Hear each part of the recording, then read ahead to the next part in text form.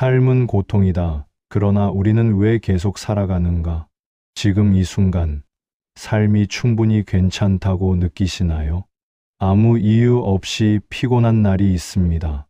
분명히 잘 먹었고, 잘 잤고, 큰일이 있었던 것도 아닌데, 그냥 몸이 무겁고, 마음 어딘가가 텅 빈 것 같은 날. 그런 날이 누구에게나 있습니다. 원하던 것을 손에 넣었을 때도 마찬가지입니다. 오래 바라던 직장에 합격했을 때, 꿈꾸던 관계가 시작되었을 때, 열심히 모은 돈으로 드디어 원하는 걸 샀을 때, 그 기쁨은 생각보다 짧았고, 얼마 지나지 않아 또 다른 무언가가 부족하게 느껴졌습니다. 이상하지 않으십니까? 우리는 계속 무언가를 원합니다. 이루면 또 원합니다. 그 욕망의 끝이 어디인지 알 수 없는 채로 오늘도 달립니다. 그러다 지치고 쉬고 또 달립니다. 이 반복이 삶인가 싶을 때가 있습니다. 약 200년 전 이 질문을 정면으로 응시한 사람이 있었습니다. 그는 삶을 아름답게 포장하지 않았습니다. 희망을 과장하거나 노력하면 된다는 말을 함부로 꺼내지도 않았습니다. 대신 이렇게 말했습니다. 삶은 본질적으로 고통이다. 그리고 그 고통을 직시하는 것이야말로 지혜의 시작이다. 아르투어 쇼펜하우어, 19세기 독일의 철학자입니다. 그는 평생 비관주의자라는 이름으로 불렸습니다. 하지만 그의 철학을 깊이 들여다보면 그것은 단순한 비관이 아니었습니다. 오히려 삶의 고통을 외면하지 않고 바라보는 어떤 의미에서는 가장 성실한 사유였습니다. 오늘은 그 이야기를 함께 따라가 보려 합니다. 천천히, 깊이. 쇼펜하우어가 가장 먼저 한 질문은 이것이었습니다. 인간은 왜 이렇게 끊임없이 무언가를 원하는가? 그는 이 질문에 답하기 위해 의지라는 개념을 중심에 놓았습니다. 그가 말하는 의지는 우리가 흔히 생각하는 굳은 결심이나 의지력 같은 것이 아닙니다. 훨씬 근본적인 무언가입니다. 살고 싶다는 충동, 먹고 싶다는 충동, 사랑받고 싶다는 충동, 더 갖고 싶다는 충동, 이 모든 본능적인 욕구 그 자체, 그것이 쇼펜하우어가 말하는 의지입니다. 그는 이 의지가 우주 전체를 관통하는 힘이라고 보았습니다. 식물이 빛을 향해 자라는 것도, 동물이 먹이를 쫓는 것도, 인간이 더 나은 삶을 꿈꾸는 것도 모두 같은 힘의 표현이라는 것입니다. 그런데 문제가 있습니다. 이 의지는 목적이 없습니다. 어딘가에 도달하면 멈추는 것이 아닙니다. 그냥 계속 원합니다. 이유도 없이, 끝도 없이. 그래서 인간은 무언가를 원하고, 원하면 결핍을 느끼고, 결핍은 고통을 만들어냅니다. 열심히 달려서 마침내 원하던 것을 얻습니다. 그러면 잠깐 만족합니다. 하지만 그 만족은 오래가지 않습니다. 이미 의지는 다음 것을 원하고 있기 때문입니다. 이것이 쇼펜하우어가 말하는 삶의 구조입니다. 욕망, 결핍, 고통, 만족, 지루함, 새로운 욕망. 이 고리가 멈추지 않는 한 고통도 멈추지 않습니다. 한번 생각해 보십시오. 지금 이 순간 가장 원하는 것이 있다면 그것이 이루어진다고 상상해 보십시오. 얼마나 오래 그 기쁨이 지속될 것 같습니까? 일주일, 한 달, 아마 그 훨씬 전에 또 다른 무언가가 부족하게 느껴질 것입니다. 이것은 인간의 나약함이 아닙니다. 쇼펜하우어에 따르면 이것은 생명의 본질입니다. 우리는 그렇게 만들어진 존재입니다. 그러나 이 사실을 안다고 해서 고통이 사라지지는 않습니다. 다만 조금 달리 바라볼 수 있습니다. 왜 내가 이렇게 지쳐 있는가? 왜 원하는 것을 이뤄도 충분하지 않은가? 그 답이 적어도 이제는 조금 더 명확해집니다. 그것은 내가 부족해서가 아닙니다. 삶이 원래 그런 것입니다. 쇼펜하우어는 고통과 지루함이 삶의 양극단이라고 말했습니다. 무언가를 원할 때는 고통스럽습니다. 그러나 원하는 것이 모두 채워지면 이번에는 지루함이 찾아옵니다. 아무 목표도 없이 아무것도 원하지 않는 상태. 그것도 견디기 힘든 고통입니다. 현대인들은 이 지루함을 무서워합니다. 혼자 조용히 있는 것을 견디지 못합니다. 스마트폰을 집어들고 영상을 틀고 음악을 켜고 무언가로 끊임없이 내면의 공허를 채우려 합니다. 그런데 채워도 공허합니다. 왜냐하면 그 공허의 원인이 외부에 있는 것이 아니기 때문입니다.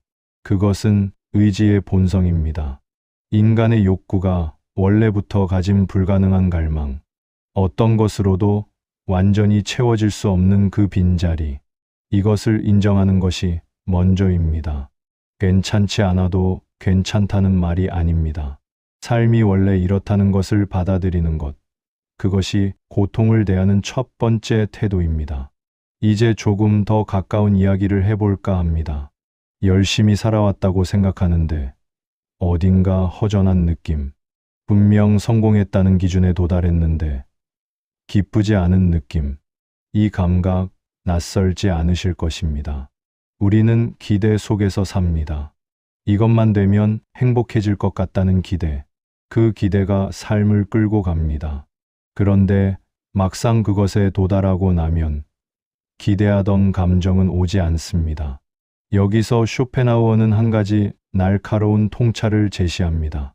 행복이란 원하는 것을 얻는 것이 아니다. 고통이 잠시 멈추는 것이다. 이 말이 처음엔 차갑게 들릴 수 있습니다. 하지만 천천히 생각해 보면 고개가 끄덕여지는 부분이 있습니다. 진짜로 기뻤던 순간들을 떠올려 보십시오. 오랫동안 몸이 아팠다가 나았을 때의 그 상쾌함. 길고 힘든 하루가 끝나고 집에 돌아와 누웠을 때의 그 안도감. 오래 보고 싶었던 사람을 마침내 만났을 때의 그 따뜻함. 그 기쁨들은 모두 어떤 결핍이나 고통이 해소되는 순간에 찾아왔습니다.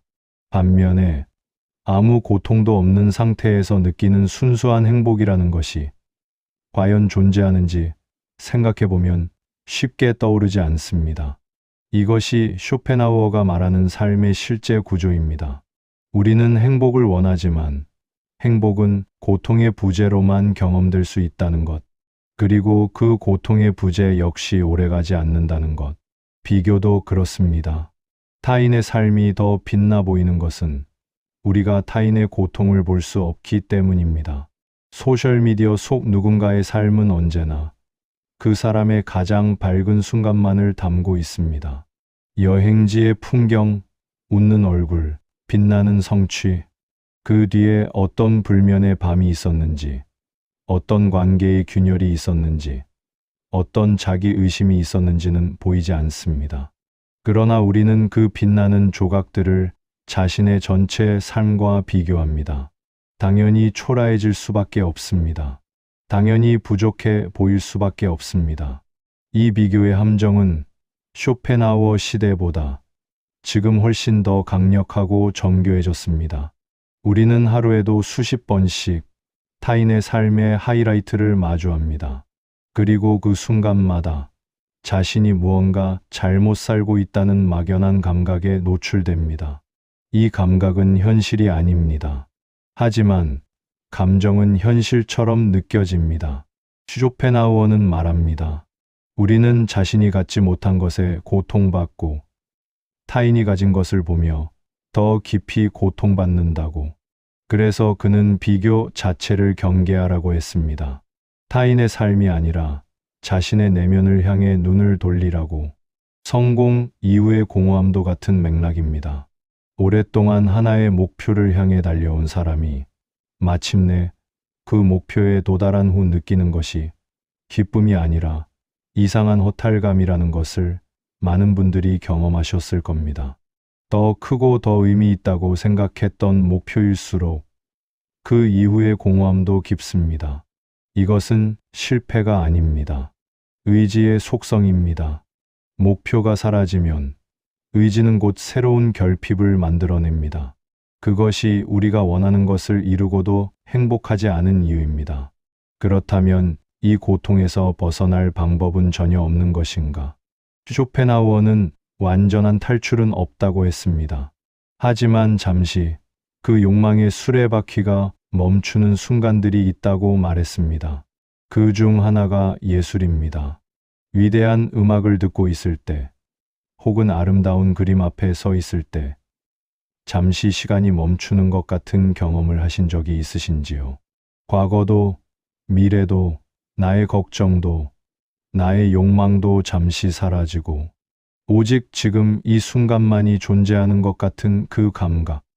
쇼펜하우어는 그 순간을 매우 귀하게 보았습니다.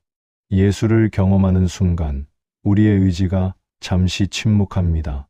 더 원하고, 더 가지려 하고, 더 나아지려는 그 끊임없는 충동이 잠시 멈춥니다.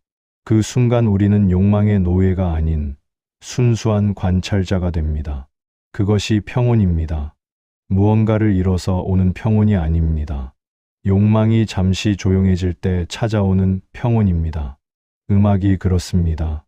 좋아하는 곡을 들을 때 우리는 그 음악이 무엇을 해결해 주기를 바라지 않습니다. 그냥 듣습니다. 그리고 그 듣는 순간만큼은 결핍을 느끼지 않습니다. 몰입도 마찬가지입니다. 무언가에 깊이 빠져들어서 시간이 어떻게 흘렀는지도 모르게 되는 그 상태, 자아를 잇는 그 경험. 쇼펜하우어는 그 순간을 인간이 의지의 굴레에서 가장 가까이 벗어나는 순간이라고 보았습니다. 그래서 우리는 예술을 좋아하는지도 모릅니다. 좋은 소설 속에 빠져들 때, 영화 속 인물의 감정이 이입될 때, 아름다운 자연 앞에서 잠시 멍해질 때, 그 순간들은 욕망이 잠시 쉬어가는 시간입니다. 이야기를 조금 더 깊은 곳으로 가져가 보겠습니다. 쇼펜하우어가 고통에 대한 가장 깊은 응답으로 제시한 것은 연민이었습니다. 연민, 타인의 고통을 느끼는 마음. 그는 모든 인간이 같은 조건 속에 있다고 말했습니다. 누구나 의지에 이끌리고 욕망에 시달리고 결핍을 느끼고 고통받는다. 그 점에서 우리는 모두 같은 처지입니다. 이 공통의 조건을 인식하는 것이 연민의 출발입니다. 저 사람이 왜 저러는지 이해할 수 없을 때 잠시 이렇게 생각해 볼 수 있습니다. 저 사람도 고통받고 있다. 나와 같은 방식으로 혹은 다른 방식으로 삶의 무게를 버티고 있다. 이 생각이 마음에 자리 잡으면 타인에 대한 분노가 조금 달라집니다. 경쟁이 조금 달리 보입니다. 비교도 조금 빛을 잃습니다. 연민은 나약함이 아닙니다. 쇼펜하우어에게 연민은 가장 높은 도덕적 감각이었습니다. 타인의 고통이 남의 일이 아니라 나의 일처럼 느껴지는 것. 그것이 인간 존재를 연결하는 가장 깊은 끈입니다. 우리가 힘들 때 위로를 받는 것도 이 연민에서 비롯됩니다. 누군가가 나의 고통을 이해한다는 감각, 혼자가 아니라는 감각, 그것이 삶을 계속할 수 있게 하는 힘 중 하나입니다. 쇼펜하우어는 고독한 삶을 살았습니다. 관계에서 많은 상처를 받았고 인간에 대해 냉소적인 말을 많이 남겼습니다. 그러나 그가 철학의 결론으로 내세운 것이 연민이었다는 것은 의미심장합니다. 결국 그도 알고 있었던 것입니다. 고통받는 존재들이 서로를 인식하고 서로의 고통에 응답하는 것, 그것이 삶을 조금 더 버틸 수 있게 하는 힘이라는 것을. 당신 곁에 누군가를 떠올려 보십시오. 가족이든 친구든 아니면 매일 마주치는 직장 동료든 그 사람도 오늘 어떤 무게를 지고 있을 것입니다. 겉으로는 괜찮아 보여도 저마다의 결핍과 두려움과 외로움이 있을 것입니다. 우리는 그것을 잘 보지 못합니다. 자신의 고통에 집중하다 보면 타인의 고통이 잘 보이지 않습니다. 하지만 어느 순간 그 사실이 보이기 시작하면 관계가 달라집니다. 그 사람이 왜 그런 행동을 하는지 조금씩 이해되기 시작합니다. 용서가 쉬워지지는 않지만 적어도 가능해집니다. 함께 있는 것이 싸움이 아닌 위로가 될 수 있습니다. 쇼펜하우어는 말했습니다. 우리 모두는 고통받는 존재다. 그러니 서로에게 관대하라. 이 말이 철학적 결론이기 이전에 삶의 태도로 가슴에 새겨질 수 있다면 오늘 하루가 조금은 달라질 수 있습니다. 이제 마지막 이야기를 해볼까 합니다. 그렇다면 우리는 어떻게 살아야 하는가? 쇼펜하우어는 고통을 없애라고 말하지 않았습니다. 고통을 없앨 수 없다는 것을 알았기 때문입니다. 대신 그는 욕망을 줄이는 방향을 말했습니다. 원하는 것이 많을수록 고통도 커집니다. 기대가 높을수록 실망도 깊습니다. 집착이 강할수록 상실이 아픕니다. 그러나 이것을 욕심 없이 살라는 도덕적 훈계로 받아들이면 공허해집니다. 쇼펜하우어가 말한 것은 그것이 아닙니다. 그는 더 현실적인 이야기를 했습니다. 지금 이 순간 있는 것에 조금 더 눈을 돌리는 것, 없는 것을 바라보는 시선을 있는 것을 향해 조금씩 돌리는 것, 이것은 체념이 아닙니다. 더 정확하게 보는 것입니다. 우리가 갖고 있는 것들은 언젠가는 없어집니다. 건강, 관계, 시간, 그리고 삶 자체. 그것을 잃기 전에는 그 소중함을 잘 모릅니다. 그러나 그것을 잃었을 때 비로소 그것이 얼마나 충분한 것이었는지를 알게 됩니다. 그 인식을 지금 할 수 있다면 지금의 삶이 조금 다르게 느껴질 수 있습니다. 기대를 낮추는 것도 이 맥락에서 이해할 수 있습니다. 기대를 낮추라는 말이 처음에는 소극적으로 들릴 수 있습니다. 꿈을 포기하라는 것처럼 들릴 수 있습니다. 하지만 그것은 오해입니다. 기대를 낮추는 것은 결과에 대한 집착을 줄이는 것입니다. 이것이 반드시 이루어져야 한다. 이렇게 되어야만 한다는 강한 요구를 조금 느슨하게 하는 것입니다. 결과가 아니라 과정에 더 머무는 것, 목적지가 아니라 지금 걷고 있는 길에 더 주의를 기울이는 것. 이것이 쇼펜하우어가 말한 삶의 방식에 가장 가깝습니다. 달성했을 때의 기쁨보다 지금 이 순간의 고요함, 이루었을 때의 만족보다 지금 이 숨 쉬는 것의 사실, 집착을 줄이는 것도 마찬가지입니다. 우리가 어떤 것에 집착할 때 그 집착 자체가 고통의 원천이 됩니다. 잃을까봐 두렵고, 변할까봐 두렵고, 내 것이 아닐까봐 두렵습니다. 그 두려움이 관계를 망치고, 결정을 어렵게 하고, 삶을 무겁게 합니다. 집착을 줄인다는 것은 그 대상을 덜 좋아한다는 것이 아닙니다. 그 대상이 내 행복의 조건이어야 한다는 믿음을 조금씩 내려놓는 것입니다. 사람에 대한 집착도, 결과에 대한 집착도, 자신의 이미지에 대한 집착도, 그것을 완전히 놓는 것은 불가능합니다. 하지만 조금씩 그 소나기를 느슨하게 하는 연습은 할 수 있습니다. 고통을 인정하는 지혜에 대해서도 이야기해야 할 것 같습니다. 우리 사회는 고통을 숨기는 것을 이덕으로 여기는 경우가 많습니다.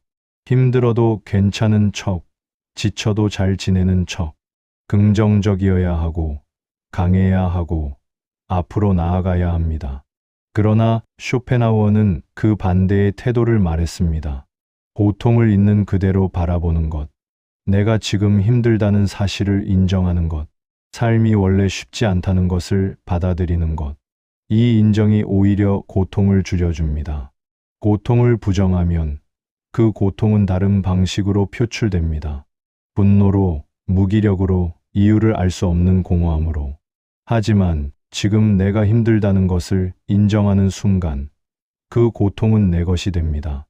내가 다룰 수 있는 것이 됩니다. 완전히 해소되지는 않더라도 적어도 그것을 직시할 수 있게 됩니다. 이야기가 길었습니다. 천천히 따라와 주셔서 고맙습니다. 쇼펜하우어의 철학은 어두운 이야기처럼 들립니다. 삶은 고통이고 욕망은 끝이 없고 행복은 잠깐이라는 이야기. 처음 들을 때는 무겁습니다. 하지만 그의 철학이 200년이 지난 지금도 읽히는 이유는 그것이 사실에 가깝기 때문입니다. 삶이 원래 고통이라는 것을 인정했을 때 우리는 그 고통에 놀라거나 배신당하는 느낌을 덜 받게 됩니다. 내가 부족해서 힘든 것이 아닙니다. 삶이 원래 이런 것입니다. 그리고 그 고통을 함께 겪고 있는 사람들이 주변에 있습니다. 그 사실이 오늘을 살아가게 하는 이유가 됩니다. 쇼펜하우어는 죽음도 두려워하지 않았습니다. 그는 죽음을 의지의 소멸이 아니라 잠시의 쉼으로 보았습니다. 한 생명이 끝나도 의지는 다른 형태로 이어진다고 했습니다. 이 생각이 위로가 되는지 아닌지는 사람마다 다를 것입니다. 하지만 그가 우리에게 남긴 것은 분명합니다. 삶을 있는 그대로 바라보라는 것, 고통을 외면하지 말라는 것, 그리고 같은 고통 속에 있는 타인에게 연민의 마음을 잃지 말라는 것. 오늘 무언가 잘 안 풀리고 있다면, 열심히 살았는데 왜 이러나 싶다면, 또는 그냥 이유 없이 무거운 날이라면, 그것이 삶의 일부라는 것을 기억해 주십시오. 비정상이 아닙니다. 잘못 살고 있는 것이 아닙니다. 삶이 원래 그런 것입니다. 그리고 그 무게를 지고 오늘도 걷고 있다는 것, 그것 자체가 이미 충분히 대단한 일입니다. 욕망이 조금 조용해지는 순간이 오기를, 그리고 그 조용한 순간에 지금 이 자리에 순결이 느껴지기를, 그것으로 충분합니다. 이 이야기가 마음에 남으신다면 구독과 좋아요, 그리고 여러분의 생각을 댓글로 남겨주세요. 다음 이야기에 많은 힘이 됩니다. 오늘도 이렇게 함께였습니다. 들어주셔서 감사합니다.